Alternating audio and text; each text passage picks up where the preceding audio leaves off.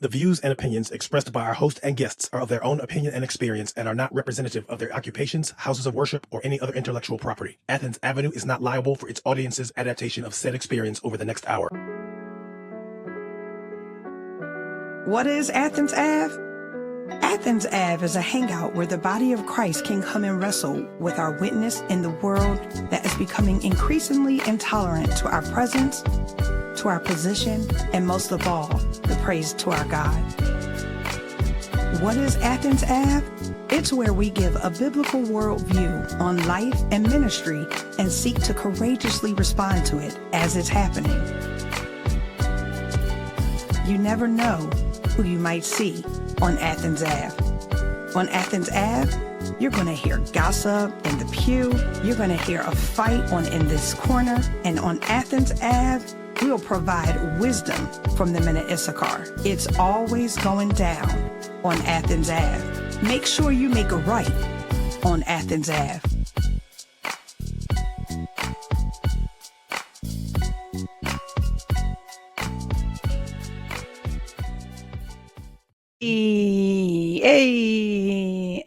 Hey, Dr. L.A. Hey. How are you doing? All is well. All is well in the land. I feel like I haven't seen you since last week. Yeah, it's been a week. It's been a week. How was your week? Been a long time.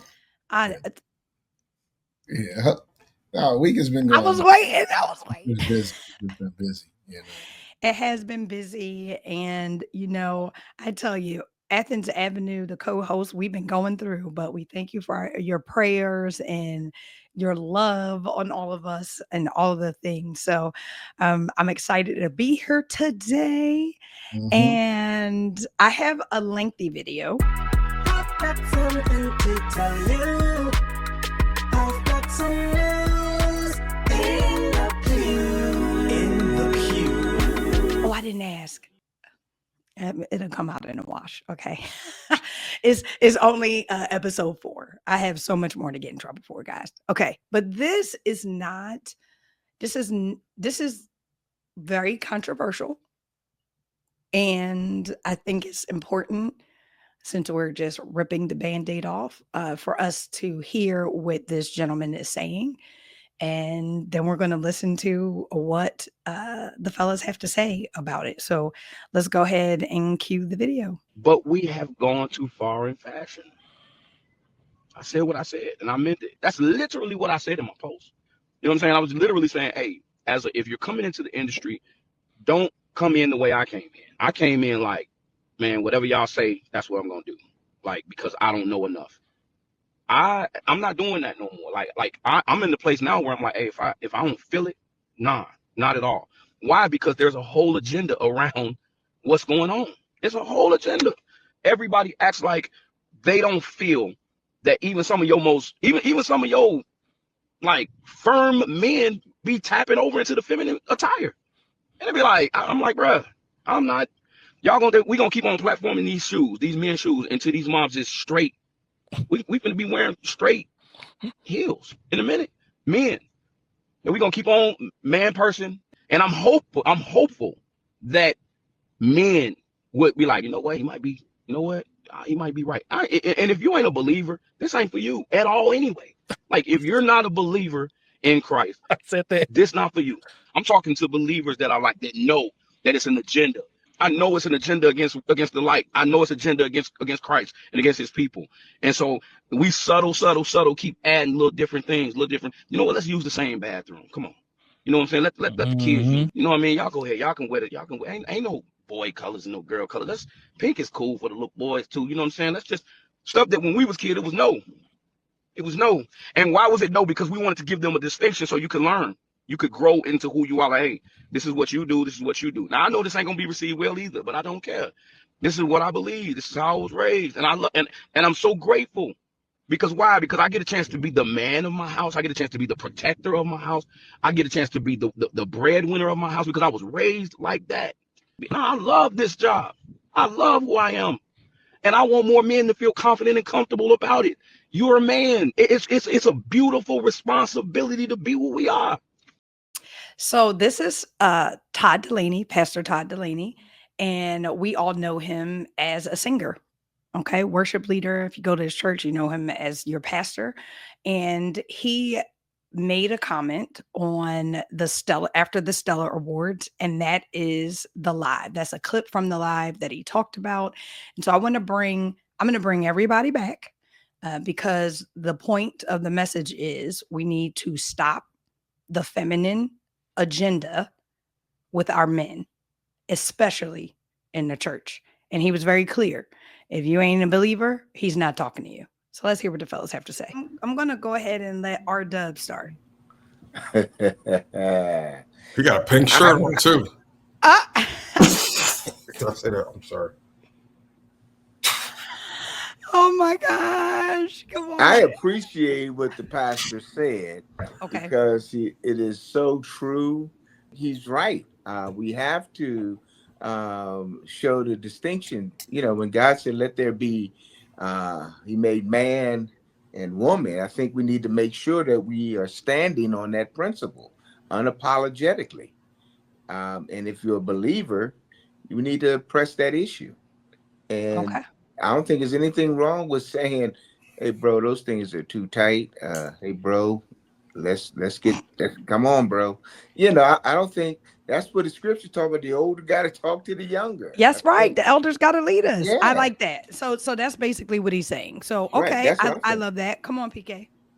A couple of things. I think, you know, you have, he is inching towards what some might call gray area. But there is a push to crossover. R-Dub did mention something I think is worth.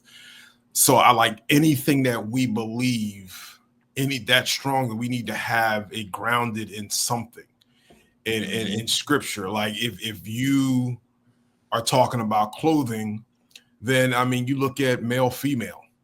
The Lord fashioned up. I mean, and I don't think I'm cluing anybody on some new information, but a woman's body is designed to be beautiful, to be accentuated by clothing, and that's by design from the Lord, and clothing corresponds to that.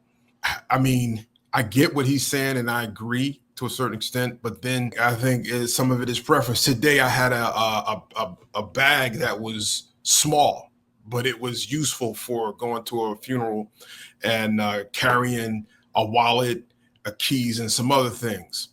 Well, some might say, "Whoa, that's a little," but no, it wasn't. You see what I'm saying? It's not as cut and dry as we like to think that it is. There are cases. I mean, you got a whole lot of people wear these what they call man purses or merces or whatever, and they keep their gun in it. You know, exactly. And feminine about that. You know what I mean? So, but I think what he's speaking on is the feminization of men. That's what he's talking about. Gospel entertainment. That's what he's talking about. Yes. Right. That there's an agenda to feminize men. Yes, that is what he's talking about. Entertainment genre. That's what he's talking about. Correct. And that is legitimate. You know, it is. Like there's an agenda in the hip hop world to gangsterize men. But the idea is one is gangsterizing and another one is feminizing. You know, so the real man who needs to step up and stand up and speak up, you know, is the ones that we got to display from the church, you know. Correct. And again, let's be clear. The gospel church men has been seen as feminine, whereas Islamic men has been seen as masculine.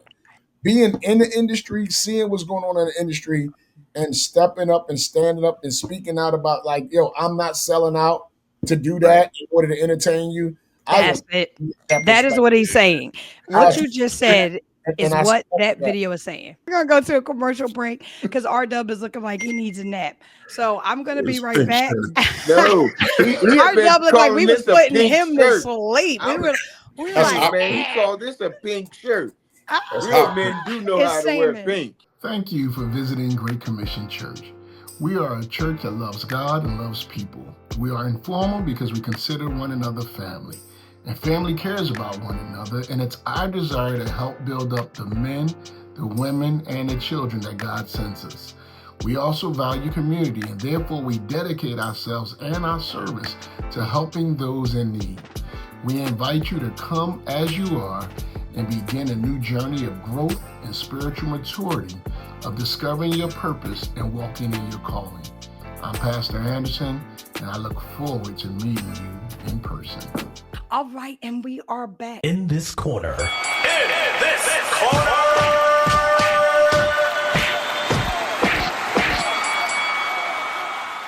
So let me go ahead and bring up R-Dub because he's my favorite anyway. So, hey, Pastor R-Dub, hey, how you doing? I'm doing well. How are you today? I am doing well. I mean, you're the only one that really loves me on the show. Hey, so I want to be clear. It's legit. legit.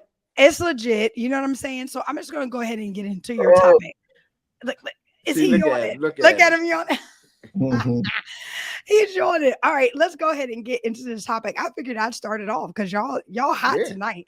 Should the president, and I have an opinion, should the president of the United States of America be pro or anti LGBTQ plus Z? Because I think we missed a couple letters, and with no disrespect, I think he should be anti. And my reason, what is that noise? Message. My reason for that is we are making that community the central issues of everything in America. And I believe that we're going a little bit too far because, in my opinion, and I say this compassionately, there are greater issues from my perspective broadly that as a president we should be concerned about.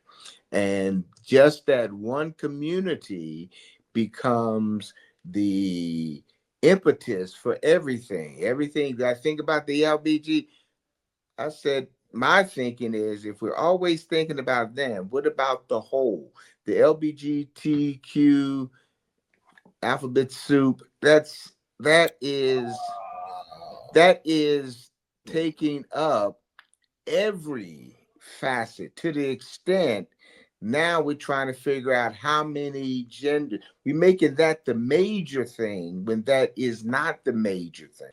And no disrespect to people, that's your choice, that's your situation. But you should, in my opinion, you should not make it the impetus for your presidency.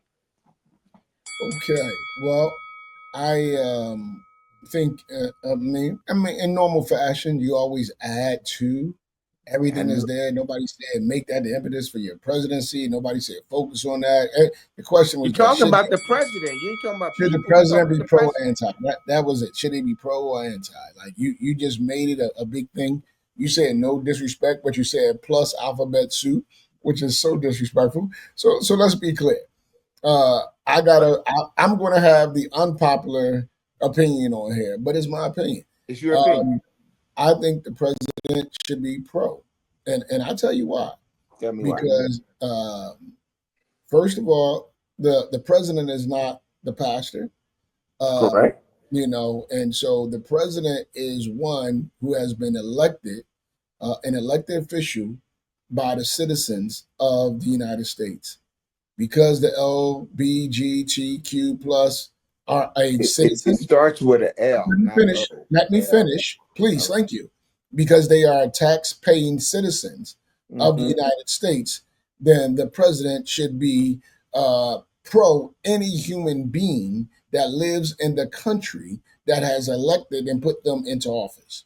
And so you have a responsibility to the people, whether or not they LGBTQ, whether or not they're drug addicts, whether or not they're criminals, whatever the case, as long as they are a citizen in the United States of America, if you are the president of the United States of America, you should be pro-citizens, whatever those citizens may be.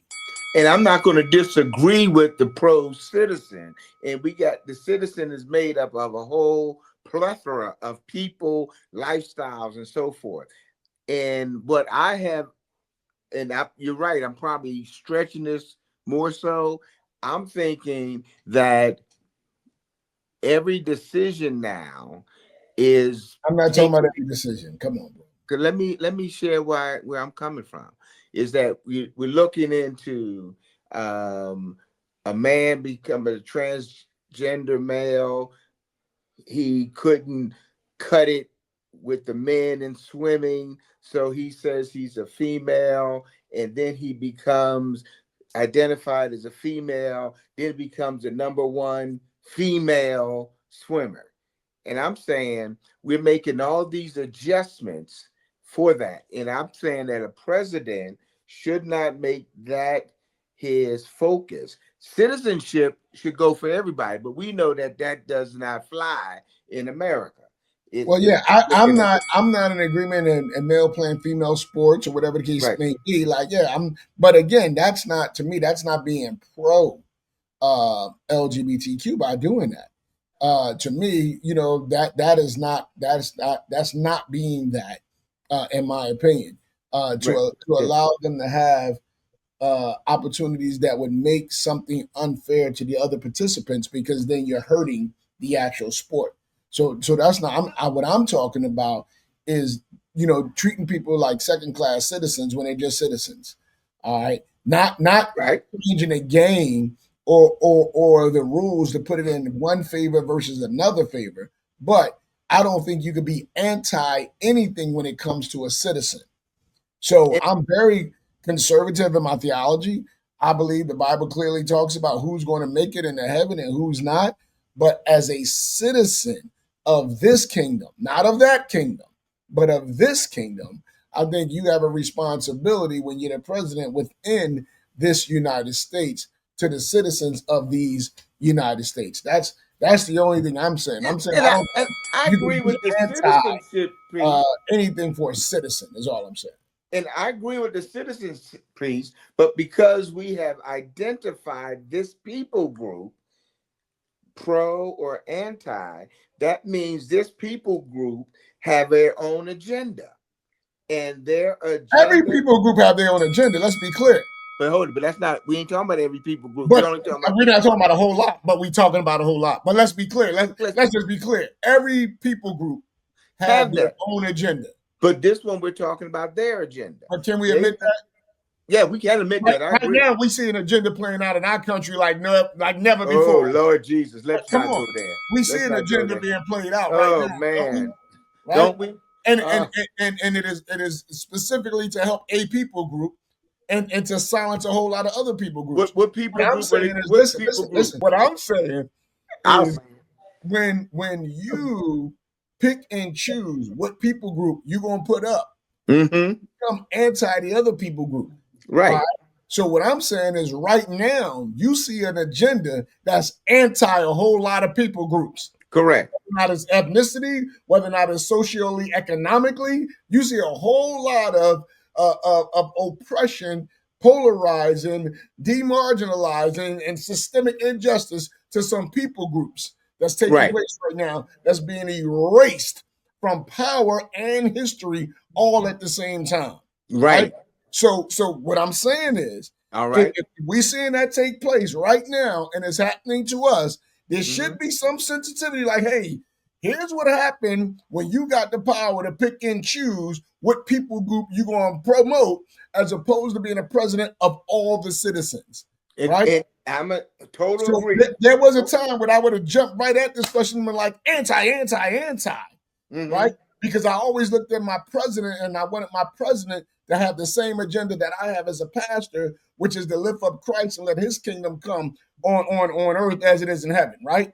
So I wanted my president to have Christian values. I realized no matter how much he has his own Bible, that's not manifesting in the way we love thy neighbor as thyself, right? And I've never viewed president as a pastor. The Bible doesn't say God gives you presidents after his own heart. He gives you pastors. And I don't agree with, if you disagree with the president, you're going against God. That's another story. But anyhow, I think that only because of the rise, from what I've read, that I think the LGBTQ plus community is like 1% of our nation. And I'm not saying whether you're 1% or 20%, you to be ignored, but I don't think, and I think it's dangerous, because this is what we have done in our country. We have, when we are a particular president and we're pro any people group, we ignore the others. Now, in this case, I'm just saying, I don't know if I would use the word anti, but I probably have to come up with a different word, because as citizens, every citizen should feel safe and looked That's out all I'm for. saying. And I agree Yeah, with that. so I agree. I think about their agenda. We didn't write the question, so I agree Right. that I like it better to be pro versus. I mean, I don't like the pro anti. Right. But I think what I'm talking about is a pro citizenship for all Right. citizens, Phil. not pro as in as much as I'm pro your agenda. Right. You see what I'm saying? So not I'm pro your agenda. Right. I'm not pro anybody's agenda. My pro is based on you being a human being, a taxpaying citizen of the United States of America. That's right. Where my pro begin and end. I would be right. And I can agree with that, because everybody has the right to live where they want and all that stuff. You're entitled to it as citizen of the country. But I think I just have to come up with a different word than anti, because anti is a bit strong. But I think there needs to be some balance. There needs to be some understanding of an agenda of any people group. And then I think the president needs to be sensitive to whatever people groups, and then understanding the agenda, and then ask the question, not how does this fit under the umbrella and the auspice of the church, but how does it fit under the umbrella and auspice of the Constitution? And then I think everybody should feel that, they have access to all rights and privileges for everybody. But anyhow, I'll leave it at that, because we could go further, but I don't want to spill over and then get some people fired. I love this conversation, and I'm actually siding Pastor R. Dub with Pastor Anderson, because I believe also that the president supports, and he should, all of us, regardless of what we identify as. So I love that. And I think I also understand your argument, but the question is, should they be pro or should they be anti? Yeah. And they should be pro if there's people that elected him that are also of that community. So I love this little debate. It got a little loud. I'm not sure what was going on, but all right, guys, we'll be back. We'll be back. I'm not even giving you a discount. We'll be back. All right, peace out. Join Reverend Dr. Brian D. King Sr., pastor of Ezekiel Baptist Church, for the upcoming PEEPS conference. PEEPS stands for Pastors Encouraging and Edifying Pastors. This year's conference is to be held Friday and Saturday, October 17th and 18th at Ezekiel Baptist Church, located on 5701 Grays Avenue in Southwest Philadelphia. The PEEPS Conference is a special 2-day gathering designed to encourage, edify, and equip pastors of small churches, their wives, and ministry leaders. If you are a pastor leading a small church with unique struggles, then this conference is for you. To register, please email infopeeps1@gmail.com. Once again, that's INFOPEEPS1@gmail.com, or call 215-727-2663. That's 215-727-2663. Register today. I'm so glad to be back, guys. This is my my favorite segment. Men of Issachar.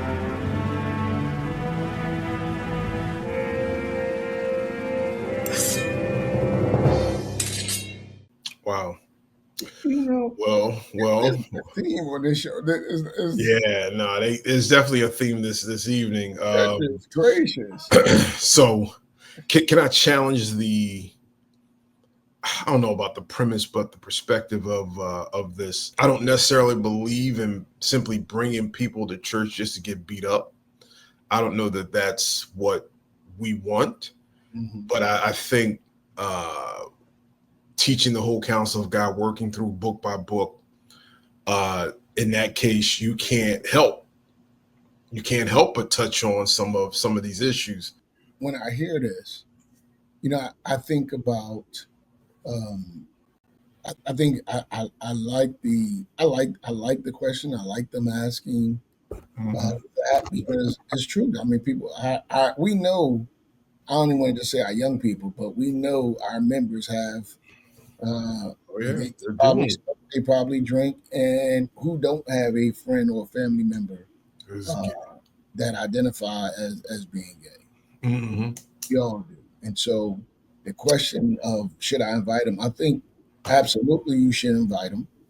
I think, if you have a church that treats these situations, these habits or these sins, depending on how you deal with them, if they treat them well, if they speak truth and love, I think if you have a church that don't handle those things well, then no, don't bring them to get hurt by it. But you want to see somebody saved, you want to see somebody life change. Let's be clear.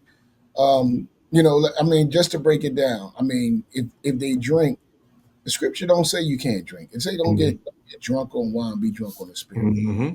We can stretch the temple and do some things, Mm-hmm. but if you got a church that just beat up on them for drinking, not for getting drunk, but just beat up on them for drinking, you might not, or smoking, causes damage. The church, the Bible, the Bible won't talk about smoking, in as much as habiting, but your body is a temple. I think one of the punching bags can be in church gay. I mean, homosexuality, and I think the way the church deals with these subjects. I mean, now that is the one. You can, drunkards may not inherit the kingdom of God. So there is something about being a drunkard, meaning being, out of your faculties, because of some substance you take and that's always controlling you as opposed to the spirit, right? Then you have homosexuality that can keep you out of heaven. And you don't want anybody who you love and your friends to be kept out of heaven. But you also don't want to take them to a place where they're going to get beat up on or made fun of. In my earlier days, when I was preaching, and I talked about homosexuals, I would use a lisp. I would say, "Be with Adam, God made Adam to be with Eve." I would say some things that were so immature and so insensitive that I had to repent of. I did that and apologize publicly from the pulpit the way I did it, because I just wasn't doing. I was not preaching to that community in a loving way. And so I had to go back and re-examine me and how I address that. And I don't address it in that way anymore. But I had to come to a place where I recognized that I was creating a greater hurdle for them to come to know the Lord as opposed to a greater bridge. Yeah, no, and I agree with everything that you said. I want, one of the things I want, this is slightly different, but I want to take the weight off of the Sunday sermon around these topics, because I think the whole idea is that I bring them to church to hear, and that's been people's discipleship strategy. And that can't be the case. That can't be the case. What if in relationship you had an opportunity to walk someone through drunken, getting drunk or smoking excessive, being addicted to nicotine, and or living a lifestyle where they give in to fleshly desires, whether it might be homosexuality or fornication. It's the weight can't be on a hour and a half service and with a 30-minute sermon. There is this discipleship that can be had where someone's walking an individual friends through, and there are discussions around these particular issues, so that it's not a wow, I didn't know you invited me to church and I didn't know that y'all believe like that, but here we are, he preaching out of in First Corinthians, and First Corinthians touches on all that, but it's like, should the weight rest on a Sunday sermon as being, because people walk away like, wow, you embarrassed my friend, you embarrassed us all. I'm like, hold on, wait, but what about the Bible? What about the scriptures? Like, aren't you taking your role? I like what you just did, because you flip the script. What you're saying is, if it's really your friend, then the first time they're hearing about it shouldn't come from some man they don't know, and at some church they don't go to, and some service that you're invited to. But the truth is, if you love them and that's your friend, then you probably should be the one who's sharing those things with them long before they ever walk in that building. And Absolutely. Then if they appreciate the way you've done it, the way you've couched it, the way you presented it, and then they say, you know what, I love the way you cared for me in this situation. Yeah, I will go where you go. So I like the way you feel. I think that's great. I think you got I think our people need to recognize in a person that you're the missionary coming out from the church. Yeah, and they will receive something so much better from you than they would from some talking head that they never met or never heard before. Absolutely. Yeah, absolutely. Yeah. I mean, discipleship is more than just a pastor's responsibility. Absolutely. More than just a preacher's responsibility. And you navigate around these issues, smoking, drinking, and homosexuality. These are kind of, I mean, you did a great job of communicating smoking and drinking, and at a certain point, all three of these can do harm. It's the potential to do harm physically and spiritually and emotionally. And so, folks need to be walked through those things. And it Sunday morning is not the totality of discipleship. It just is not. It can't be. Right. It can't be. Absolutely. And I mean, and they just asked about those three things, but there's a million things. There's a plethora of things that's going to get talked about. But the truth is, if you know this is where your friend is, you should be ministering to your friend long before. Church is church people. Yeah. You can't say that. No, church is church people. It's for people who have agreed that God is God and the Bible is the word of God. You're on the same page. So I think if church people went out on mission and dealing with people who we call pre-disciples, you know what I mean, then about time you reach them, love on them, now you're inviting them back somewhere where they can come celebrate with you. Exactly. Fact and where you've been equipped and you've been trained and you've been sent out. They'll come back there. They'll come in with a joy and an expectancy to hear more of what made you who you are, as opposed to you bringing them in cold and like, get them, pastor. You know what I mean? I'm gonna bring them on Sunday, and I know they're gonna get the gospel now. Yeah, it's almost like a dog. Sick them. It's like, nah. Absolutely. Absolutely. Oh my gosh. I had to put up some of your statements. That was so dope.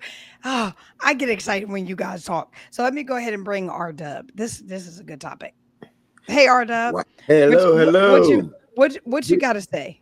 Did he say Sikkim? Is he a Rockwilder? I mean, no, he's a pit bull. Yo, don't get him.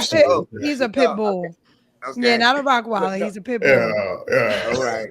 I support it. Go ahead, Dr. LA. Go ahead. I agree that what you all said, that discipleship component, talking to your friend before they even get to church and communicating, because they have a relationship. So therefore, they have the arena, the atmosphere. I think we set the pastor up in a negative light when he's preaching. He don't know your friend's there and his journey, his story, but he's preaching the Bible. So what he's supposed to do? Oh, your friend's here. Let me leap over this so I don't offend a friend. You know what I'm saying? I think we Mhm. put that pastor in a bad position to do that. But I think it should be the member whose friend that is should be having these kind of Mhm. conversations Mhm. and to do it in love. You know, because what we have a Mhm. bad habit of doing, boy, we slam on them. The smoking, the drinking, the gay lifestyle, the fornicator, the adulteress, but we sure enough ignore the glutton and all those other things. But hey, but I Mhm. think it's important to do that. Yeah. Yeah. I No love doubt. that. I No doubt. love that. All right. Mhm. Minute Issachar, this was another great segment, guys. And we are going to go straight to We Got Next. Next. We got next. How do you incorporate the gospel into everyday life and conversations without seeming overzealous or preachy? I love it when Anderson talks about on the pulpit and stuff about like the light of God should be in you so much so that somebody just kind of asks and you just like, well, that's just the Christ in me. It's the God in me. Hey, right. So I feel like that's where it comes from. Like I just drop I just give God his pointers when it's necessary. I think that's where it's got to be genuine. If it don't seem genuine, then it seems pushy. Okay, I feel that. But I mean, what would you say though if somebody doesn't feel like that's genuine? Like if every time your answer is, "Oh, because of God," God, it's like, "Oh my gosh!" Like every time talk to her, it's just God this, God that, and like Mhm. somebody gonna look at it that way too.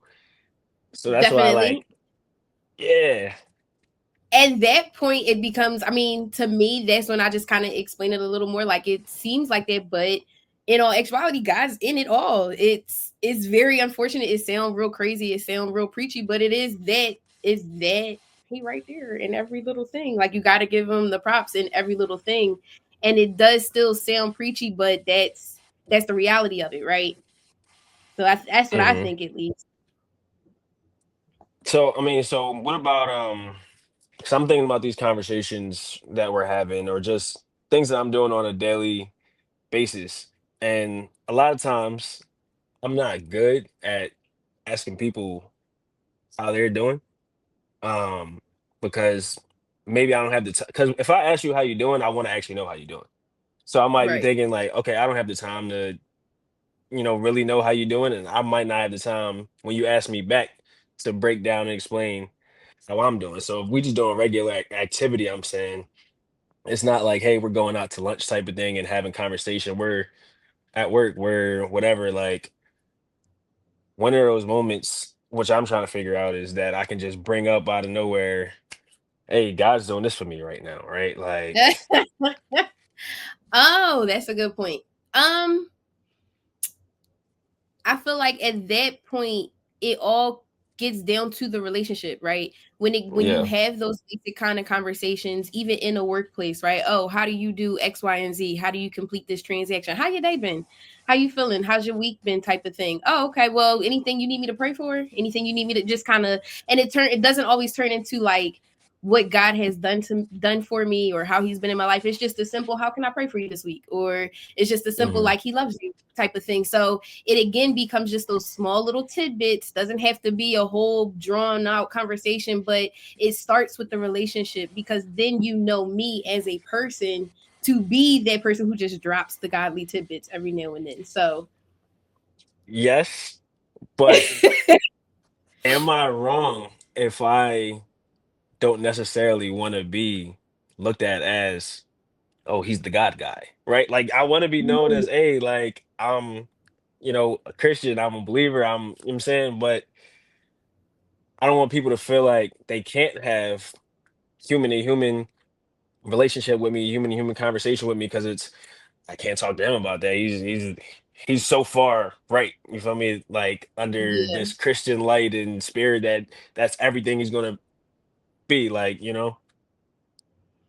don't know. That's a again, I struggle. think It's a struggle, but I think it again boils back down to that relationship, right? Because if you keep it on, I don't want to say if you keep it on that kind of surface level, it gets deeper. You got to get that deeper conversation, that deeper connection. Because, like you said, on the regular cuff, like I am just a regular person, so that's just one aspect to me. So, you know what I mean? Like you get that connection in other things that make you seem a little bit more understandable or a little bit more on the same level as that person. And then again, dropping those baby tidbits, dropping those godly tidbits where you can. But I think it all boils down to just really ensuring that you have a deep relationship with that person to a point where they know you more than just that, right? You've seen me through the ups and the downs. Like I'm on the God tip when I'm happy, I'm on the God tip when I'm sad, I'm on the God tip when I'm working, I'm on the God tip when I'm home, type of thing. So I think it all boils down to what is seen on an everyday basis. Like, yes, that is the God person, but she's not always God. Like we hang out, we have a good time together. So I think it's all about the relationship. Okay. But that's a good one. I think I can get with that. Okay. He said I could get with that. Okay, let me move you back down to the bottom because you know this is y'all show. So this was an interesting topic because I expected you guys to go a different way. Because to me, you said, and I want to be clear, D, you said that sometimes did you say you don't have time to always unpack it? I missed. I was trying to follow that. You said it also depends on the relationship that you have with the person, because that person that you may go hang out with, they understand that you're normal. Yeah. You are a believer, you love the Lord, but you like to go out. You're a young person. You're not, you're not stuffy. You're not condemning them for maybe some things you don't necessarily agree with in their life. But let me ask you a question. In those instances, are you saying something about that? Or are you just letting them live their lives? You asking both of us? You asking I'm us? asking both of y'all. So with someone that you know is also blessed, they may know God, but they a little to the left right now. Are you guys saying, hey, friend, maybe this is not the way? Are you guys doing that or no? At a certain point. I think that, go ahead, Chuck. Go ahead, Dave. I was just gonna say at a certain point, like I don't think, like I'm not gonna be on you about every little thing. I understand. Even though like I know what it could lead to or whatever, but like I'm saying, as many struggles that I got going on, I'm not about to nitpick you and make it seem like, oh, I'm always coming at you and I'm perfect. You feel me? Okay. I understand that. I think the opportunity presents itself, right? It's a time and a place for every conversation. So it's like, if that's the conversation we having at this time in this place, yes. But I, like Dee said, I'm not going to say it every time I see it happening. But if we having to sit there, we having one of those moments, yeah, we need to talk about those things. Because I expect for you, because even in any good relationship, right, you have those conversations. I didn't like when you, I don't like when you. So I think it's the same kind of conversation. Like, well, these are the things that aren't pleasing in God's eyes, right? And who am I to judge you? I'm just saying, I'm just keeping it a buck. I'm telling you what it is, plain black and white. That's what's in the book. What's in the book is what's in the book. I ain't write it, so I don't shoot the messenger, but it is what it is. And this is the conversation we had. And if we're friends in that light, I would expect for you, well, you do your stuff, right? Because again, I am not sinless, right? We all sin, so you're fine. Go ahead. Even the perfect person sins, okay? Because ain't nobody perfect but Jesus, okay? So go ahead. I expect backlash, but in the same breath, right? I use that I'm not perfect either. In my walk, I'm not perfect either. So that should be more of an encouragement for you to know that this walk is not meant to be perfect. Because if it was perfect, we wouldn't be walking it. So we are striving for perfection, right? We're not right. perfect. It just gives an opportunity to kind of use that comparison and just kind of level set with them. Like, I'm not saying I'm better than you. If anything, we on the same level, friend. I'm just telling you what's in the book so you know what it is. And we are not on the same level, friend. we may have some of the same struggles, but my maturity Struggles. level Okay. Okay. is a tad more, I've Yeah. been in I'll school allow this it. a little longer, you know I what I accept mean? that. So yes, I accept that. So that's how you would present that, like, hey, I understand it. I also like to do X, Y, and Z, but this is how I live my life on a regular basis, and this is how I have relationship with Christ. So maybe it's more so us pointing or encouraging them to get deeper in that relationship. So some of those struggles that they have or some of the things they do, they may not even want to do once they start getting in tune with him. Right.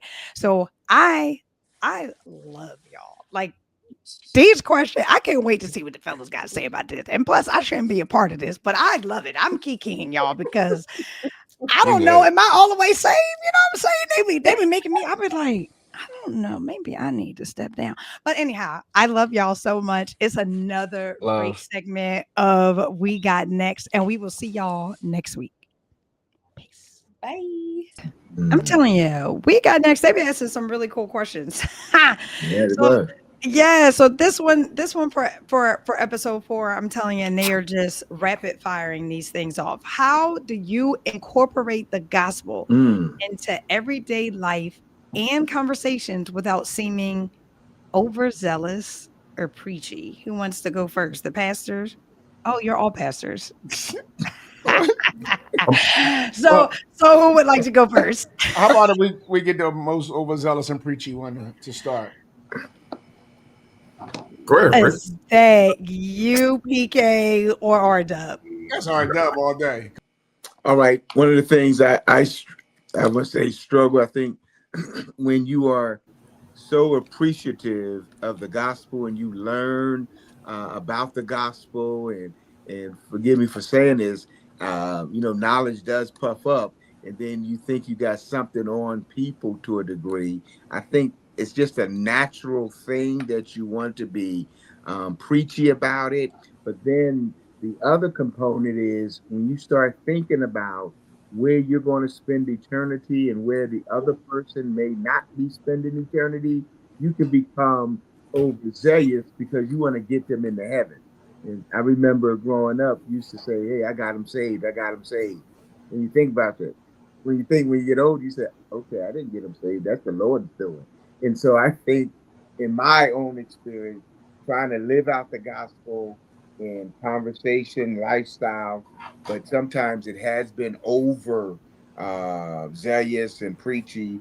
But then learning how to just back down on that is has been for me a major issue. But I think that when people push you, back up against the wall, you want to let them know the gospel so they won't go to hell.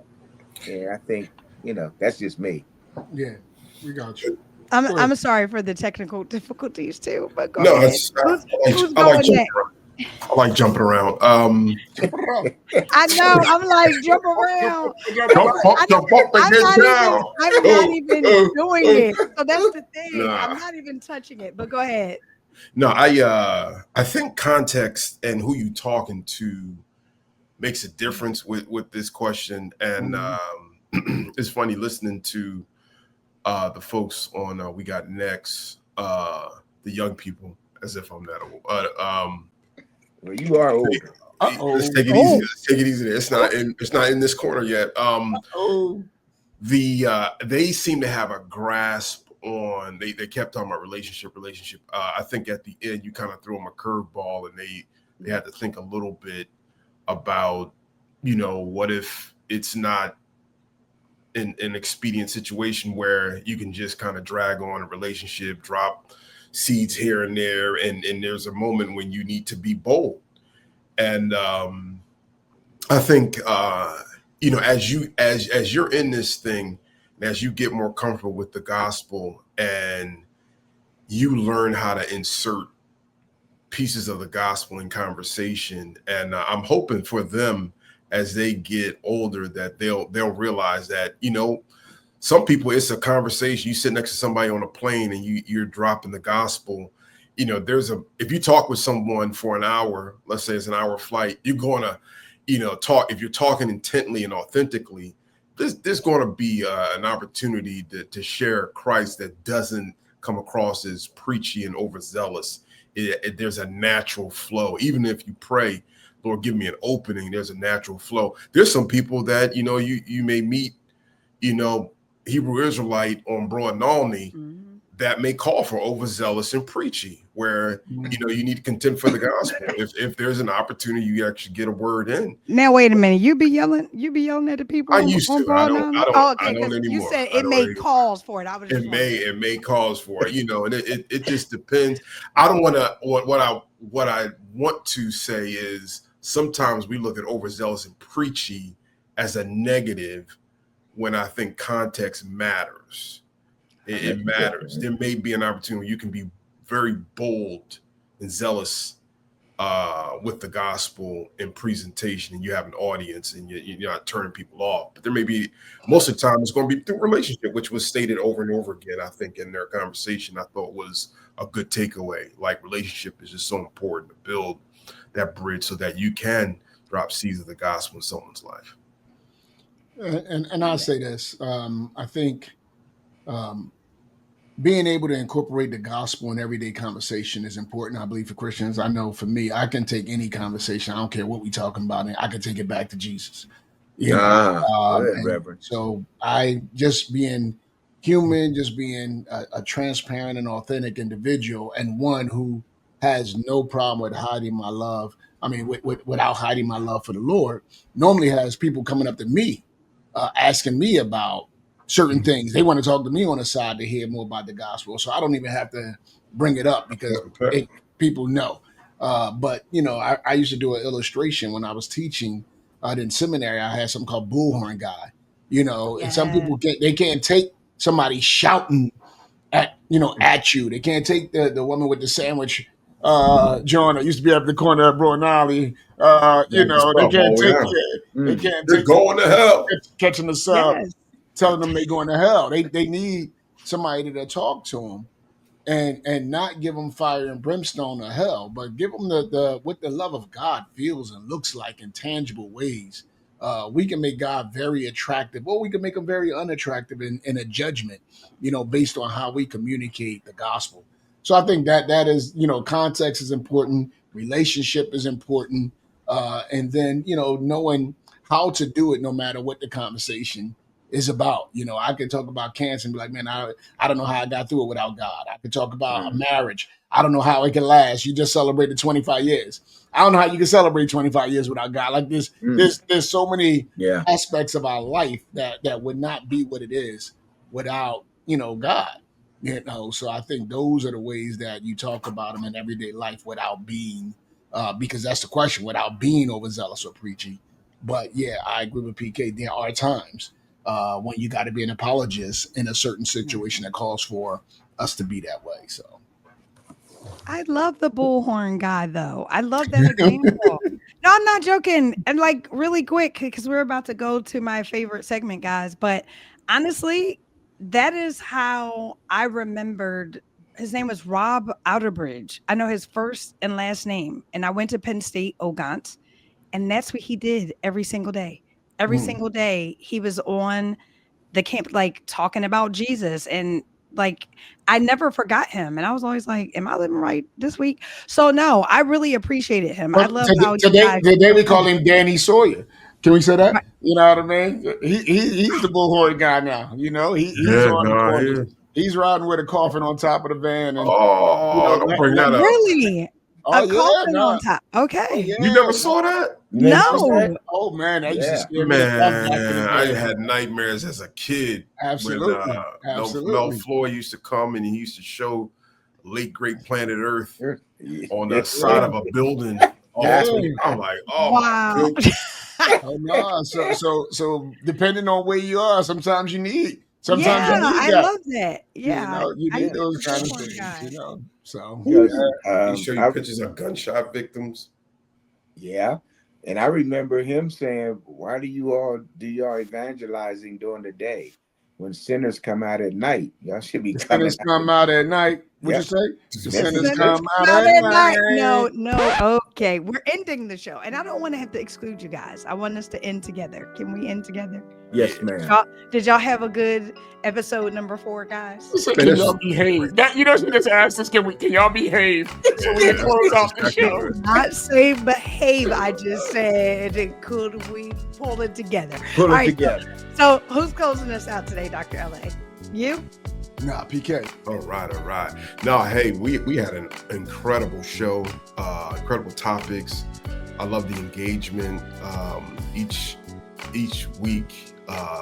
The momentum, we're getting back into boxing shape. I see how we're interacting. So it's been great. It's been great. Thank you for those who are listening, for following, for encouraging people to follow us.